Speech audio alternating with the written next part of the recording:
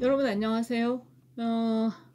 제가 오늘 여러분하고 같이 하고 싶은 얘기가 있고 그 얘기에 원본이 될 만한 논문을 좀 보다가 시작을 하게 됐네요.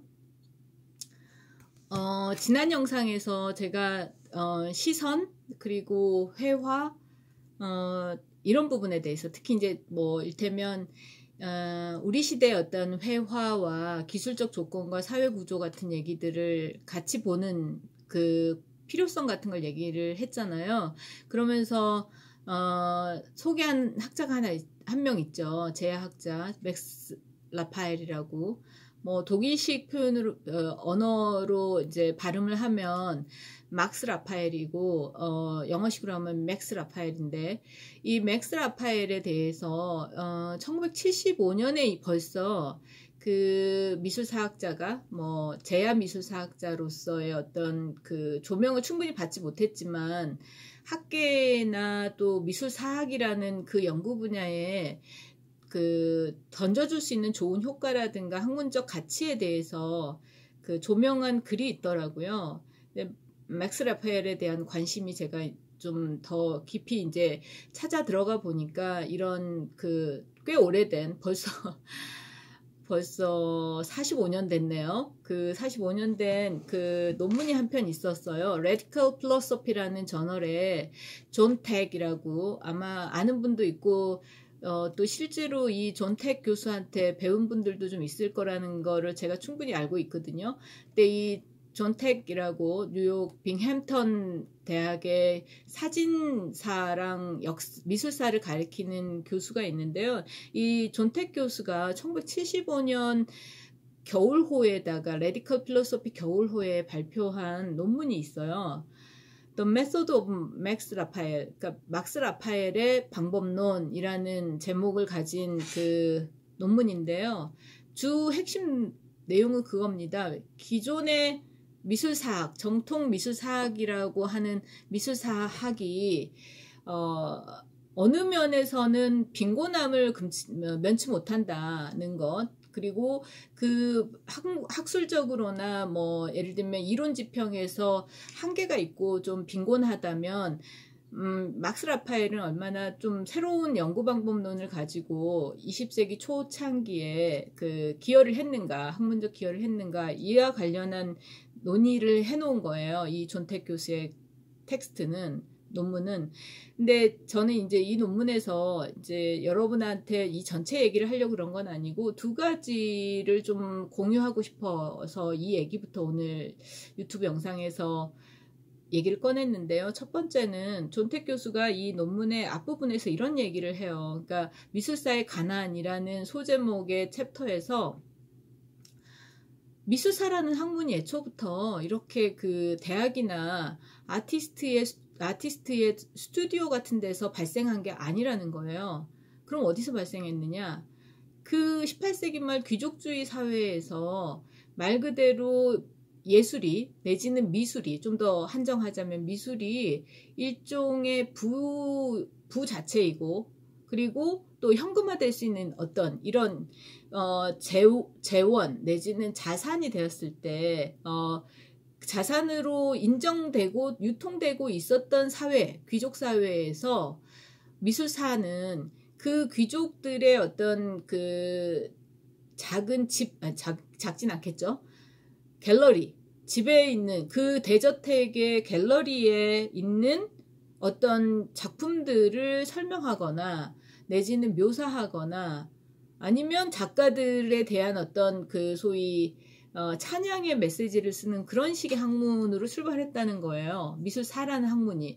사실 이 부분이 뭐 이렇게 조금 되게 존택 교수가 되게 크리티컬하게 써서 그렇지 애초에 우리가 이제 미술사나 미학의 그 학문적 배경들을 공부할 때도 강조하게 되는 건 18세기 중후반 이제 그 서구 사회가 모더니즘의 그 구조와 체계들을 확보해 나가기 시작하면서 대학이라는 곳도 그러니까 아카데미도 객관화되고 제도화되기 시작하고 그 안에서 소위 우리가 지금 과나 분과 학문으로 명명하고 익숙해져 있는 그런 어떤 특정 분야들과 학과 같은 것들과 과목이나 전공 같은 것들이 시스템화 됐다는 걸 배웠죠. 우리는 그걸 알고 있어요. 근데 그것들에 대해서 훨씬 더 그 정치 사회적으로 비판적으로 얘기를 해보면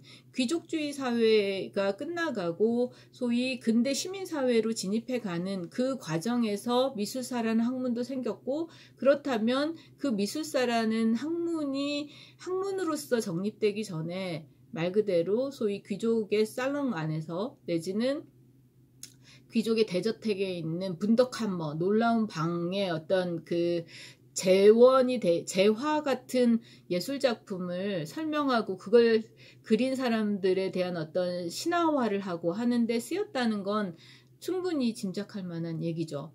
근데 일단 그런 점에서 그 존택의 문제의식은 미술사가 그렇게 소위 그 창작의 영역, 그러니까 the making of art, 예술 창작의 과정하고 분리된 채 그렇게 어떤 자기를 위한 학문 내재적 어떤 거에 만족하는 거에 대해서 충분하지 않다고 문제의식을 갖고 있는 거예요. 그래서 이런 질문을 던지죠. 미술사가 더 능동적이고 건설적인 역할을 이 예술 창작의 과정에서 할 수 있는 어떤 그런 방법은 없을까? 이런 질문을 던집니다. 그리고 사실 이 논문에서 뒷부분으로 가면 그런 그 어떤 접근법을 보여준 학자가 있다. 제야학자지만 그 사람이 바로 맥스 라파엘이다. 맥스 라파엘의 경우는 마르크스주의의 입장과 그리고 변증법적 유물론, 그러니까 디알렉틱 마테리얼리즘이라는 입장에서 이 미술사를 접근을 하고, 그렇기 때문에 막스 라파엘 같은 경우는 예술 작품 자체에 대한 그 굉장히 중요한 그 분석을 시도하고, 또 그리고 그 예술 작품들이 가진 소위 조형적인 부분, 그리고 사회적인 부분, 정치 경제적인 부분들을 통합적으로 보려고 했었다. 변증법적으로 보려고 했었다. 이런 그 조명을 합니다. 그러니까 그게 바로 이제 이 논문의 제목인 맥스 라파엘의 방법론, 메소드라고 하는 지점을 해명하는 것이겠죠. 근데 이제 이런 부분이 이제 한 가지 있다면, 이제 두 번째는 저도 사실 막스 라파엘에 대한 관심을 좀 더 갖게 구체화하기 시작했던 이유 중에 하나가, 맥스 라파엘의 그 미술사에 대한 주장들을 좀 보니까 이게 베냐민하고 상당히 가까운 부분이 있는 거예요. 그리고 실제로 연대기적으로 봐도 1892년에 베냐민이 태어나고 이 막스 라파엘이 1889년에 태어났거든요. 그러면 상당히 동시대적 인간인 거죠. 그리고 유럽이 나치의 어떤 그 도가니에 빠져서 도가니에서 이제 막 정말 그 심각한 그 위험 사회가 되었을 때 베냐민이 미국으로 망명하려고 했다가 실패하고 자살하잖아요. 그런데 맥스 라파엘 같은 경우도 그렇게 독일에 있다가 미국으로 망명을 한 거거든요. 그리고 사실은 미국으로 망명을 성공하긴 하지만 맥스 라파엘 같은 경우는 미국 사회에서 그런 망명 지식인으로서의 삶이 굉장히 그 불우했고 힘들었기 때문에 자살로 생을 마감해요.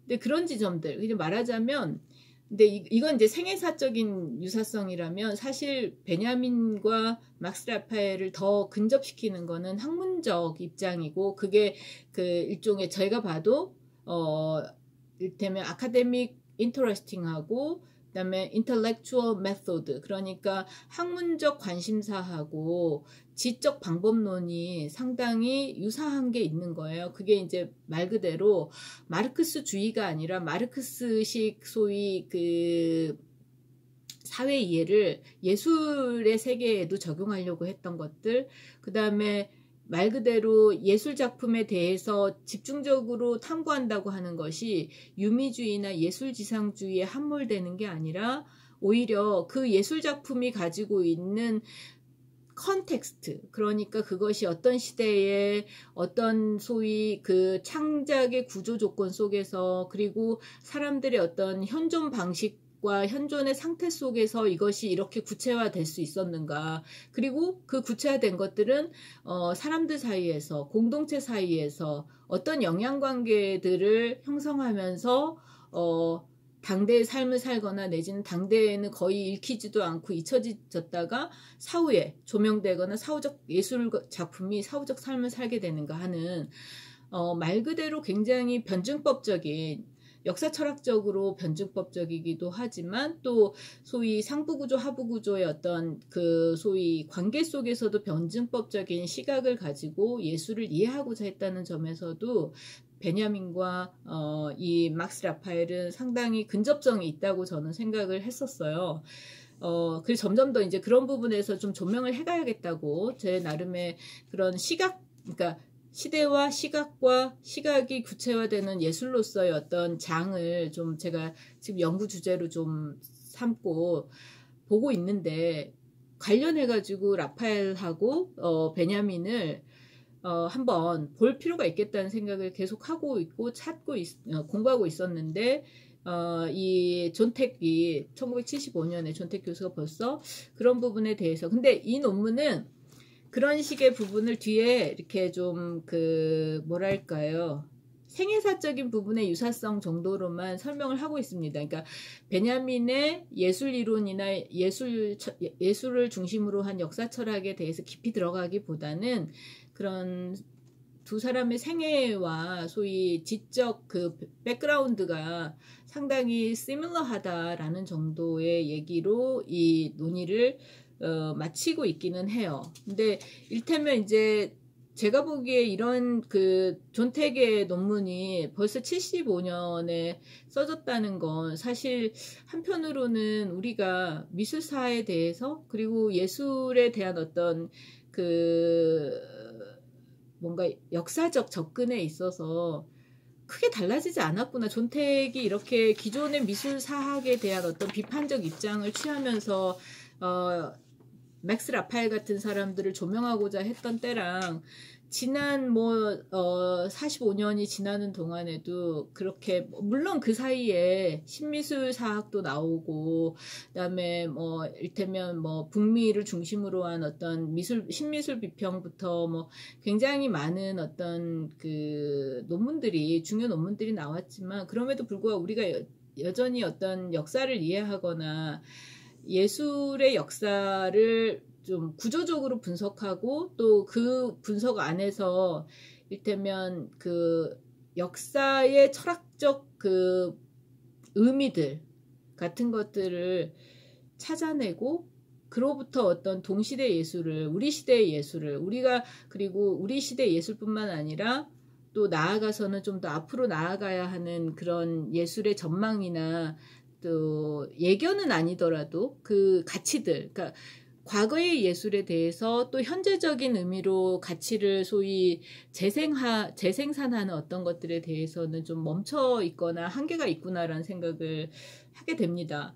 그러니까 사실 우리가 말을 쉬워서 고전이 중요하고 인문학에서 고전적인 어떤 텍스트들을 뭔가 계속 찾아내고 연구하자고 하지만, 여전히 우리는 너무 일부의 어떤 누군가가 계속 떠들어대고 있는 그 이름들의 그런 텍스트들만 읽고 있는 건 아닌지, 사실 여담이지만 제가 다른 곳에서도 그 소위 한때 북미에서 유행했던 어떤 기자 출신의 미술사 이론가라든가 교수에 대한 국내 이론가들이 이렇게 계속 그 사람의 어떤 이론들을 반복하고 해석하고 주석하고 있는 것들에 대해서 아쉽다라는 생각을, 내지는 좀 말이 안 된다는 얘기를 제가 간혹 해요. 좀 믿을 만한 분들하고는. 근데 그런 부분들에 대해서도 사실은 좀 전에 얘기했던 것들이 다 있다고 생각을 합니다. 그러니까 사실 물론 예를 들어서 로잔드 클라우스라든가 헬 포스터 중요하죠. 그러나 그 사람들이 갖고 있는 어떤 그 이론적인 관점이라든가 내지는 학문적 욕망은 사실 되게 제한적이에요. 제한적일 뿐만 아니라 또 상당히 기획의 어떤 목적 같은 것들이 있거든요. 그런 점에서 봤을 때 우리는 좀 더 역사에 대한 말 그대로 미술의 역사에 대한 어떤 접근도 그리고 연구 방법도 훨씬 넓어질 필요가 있고 다양해질 필요가 있고, 우리가 모르지만 여러분이 어디선가 듣지 못했지만 그런 부분에 대해서 좀 더 알려고 하는, 심도 있게 알고 또 뭐랄까 유행하는 일시적 어떤 담론에 편승하지 않으려고 하는 어떤 것들도 좀 필요하다는 생각이 들어요. 물론 저도 그런 부분에서 자유롭지는 못하지만, 그래서 말 그대로 뭐 최근에도 이제 저도 다공예술 책을 내고 이렇게 예술 신간이나 미술의 어떤 책을 좀 나오는 것들을 보면 여전히 우리는 그런 어떤 유행하거나 내지는 뭔가 이렇게 미술사에서 탐구했다고 하는 것들을 가지고 또 해석하고 그거를 설명하고 그걸로 학습하고 있는 어떤 서큘레이션을 잘 못 벗어나는 것 같다는 생각이 좀 들거든요. 물론 그것이 어떤 인식의 착시 효과 같은 게 있는데요. 뭐냐면 미술 이론 공부나 미학 공부도 뭔가 되게 기초가 있고 그 기초 위에서 이렇게 쌓아가야 된다고 생각을 하는 거죠. 그래서 어떤 작가를 써놓은 뭐 예를 들면 책이 있으면, 아니면 어떤 유파에 대한 스타일에 대한 게 있으면 그거부터 공부하고, 뭐 이즘에 대한 공부할 게 있으면 특히 미국 미술에 대한 그런 게 있으면 그거 가지고 공부해야 되고, 그걸 무슨 현대미술 뭐 강인 뭐 현대미술 테마 뭐 이런 식으로, 물론 제가 특정 책을 얘기하려고 그러는 건 아니에요. 근데 그런 식의 기존에 연구해 놓은 이즘이나 스타일이나 또 아니면 경향성을 자꾸 해석하고 있는 거에 만족할 필요는 없다는 생각이 들어요. 오히려 우리가 존택의 문제의식으로 따지면 우리에게 중요한 거는 예술의 창작, 또 예술과 관련한 어떤 학문적인 정신의 창작 같은 게 저는 훨씬 중요하다고 보거든요. 그러면 그런 어떤 이론들이 상투화돼 있거나 클리셰가 돼 있거나 내지는 교조적인 말들로 자꾸 베냐민 표현을 쓰면 전기도금된, 그러니까 도금돼 있는 거예요. 이렇게 딱 얼려져 있는 거죠.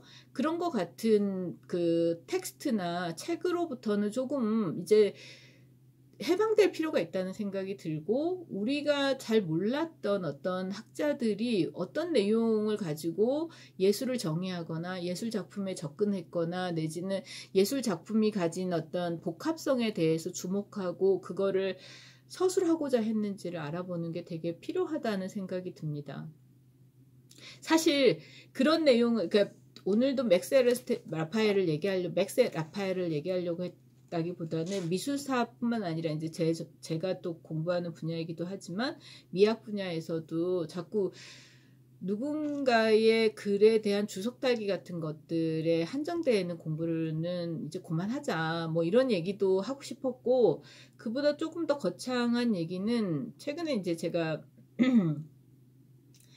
미술의 역사 얘기를 많이 하지 않았지만, 사실 다공예술이라는 이 책의 중요한 어떤 연구 시기가 지난 2000년대부터 2020년 거의 20여 년이었다면 그것이 이제 끝나간다는 얘기를, 그래서 저 책의 의도가 아니었지만 저 책이 마치 역사화를 보여주는 그런 어떤 책이 됐다고 제가 말씀을 드렸지만, 말하자면 이 책에서는 현대미술의 작가라든가 작품을 이렇게 쫓아가면서 그 작품들이 얼마나 가치 있고 뛰어나고 뭐 정신분석학적으로 어떻고 이런 얘기를 하고 있는 게 아니라 지난 20여 년에 대한 어떤 역사 구조 같은 것들을 들여다보고자 한 거거든요.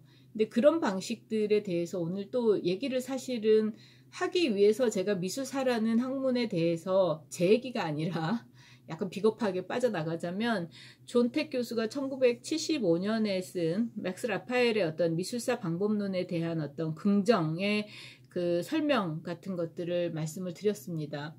근데 오늘 이제 얘기하지 못했지만 사실 그 역사에 대한 어떤 특히 이제 예술의 역사에 대해서 접근하는 데 있어서 상당히 제가 참조하면 좋겠다라고 생각하는 그 이론가가 한 명 있어요. 베냐민 말고 누구냐면 지금은 다 밝히지 않겠지만 그 이탈리아의 문학사가인데요. 이 이탈리아 문학사가가 이를테면 그 문학의 역사, 특히 이제 소설의 역사인데 서구 유럽에서 소설의 역사가 어떻게 형성됐는지에 대해서 되게 그러니까 막 그 거장이 나타나고 대작이 나타나고 하는 것 중심으로 문학의 역사를 서술하는 것이 아니라 특정한 주기, 특정한 어떤 그 피리어드를 중심으로 그리고 그 안에서 소위 구조들이 어떻게 변동되는지 그 다음에 어떤 스타일 낱개의 스타일이라든가 패턴이라든가 이런 게 아니라 독자층의 형성, 문학시장의 소위 뭐 전면화 이런 것들까지를 다 복합화시켜서 연구해야 된다라는 주장을 하거든요. 누구냐면 프랑코 모레티라는 학자입니다. 근데 이 모레티는 유럽의 소설의 발흥부터 유럽뿐만이 아니에요. 일본도 잠깐 이렇게 이제 비교를 하는데요. 말 그대로 소설의 발흥에서 소위 몰락에서 다시 어떤 그 소위 부흥에서 뭐 이런 것들을 연구를 하거든요. 거시적으로 연구할 필요가 있다는 생각으로. 근데 이제 저는 사실 제가 이제 제 책을 가지고 성격을 부여하려면 이 다공예술이라는 책도 사실은 이 몇 번 제가 이제 이 유튜브 영상에서도 좀 그 자랑스럽게 얘기를 했지만 이 책에서 이 소위 삽지는 말하자면 프랑코 모레티가 말하고 있는 적어도 그 20년 아니면 뭐 50년 주기에 그러니까 그 피리어드를 중심으로 보는 어떤 예술의 역사가 필요하다라는 어떤 지점하고 상당히 그 관계가 있는 태도였다고 저는 연구 방법론이었다고 생각을 해요. 그래서 이 책에서 다루고자 했던 키워드로서의 구조 분석은 퍼포머티비티였는데 수행성이었는데 그리고 그 수행성이 소위 사회적인 어떤 네트워크로는 어떻게 소위 발현되는가였는데 그것이 제가 이 아까 삽지의 그 연대기로만 보면 20여 년이거든요. 그런 관점들이 소위 우리 시대, 동시대, 그러니까 컨템포러리 아트를 이해하는 데 있어서도 사실은 템포에 집중할 것이 아니라 그 템포들이 컨템포하는 그 템포가 같이 가고 있는 어떤 여러 그 지점들과 영역들과 소위 컨텍스트를 같이 보는 것이 필요하다. 그것이 저는 역사학자가 아니지만 역사를 제대로 이해하고 우리의 현재까지를 제대로 들여다보는 데 있어서는 되게 필요한 연구 방법론이다 라는 얘기를 하고 싶었습니다. 그리고 그것이 존택이 소위 맥스 라파엘의 미술사, 제한 미술사 이론을 긍정하는 가장 핵심적인 대목인 거죠. 네.